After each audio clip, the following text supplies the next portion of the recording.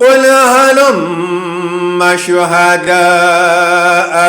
الذين يشهدون أن الله حرم هذا فإن شهدوا فلا تشهد معهم ولا تتبع أهواء الذين كذبوا بآياتنا والذين لا يؤمنون بالآخرة وهم بربهم يعدلون. قل تعالوا أتل ما حرم عليكم ألا تشركوا به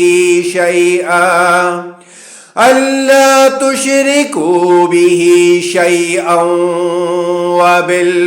وبالوالدين إحسانا ولا تقتلوا أولادكم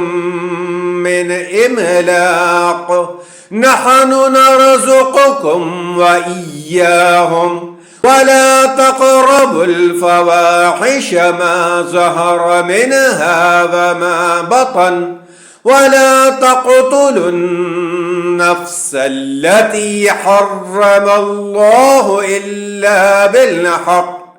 ذلكم وصاكم به لعلكم تعقلون. ولا تقربوا مال اليتيم إلا بالتي هي أحسن حتى يبلغ أشده وأوفوا الكيل والميزان بالقسط لا نكلف نفسا إلا وسعها وإذا قلتم فاعدلوا ولو كان ذا قربى وبعهد الله أوفوا ذلكم وصاكم به لعلكم تذكرون.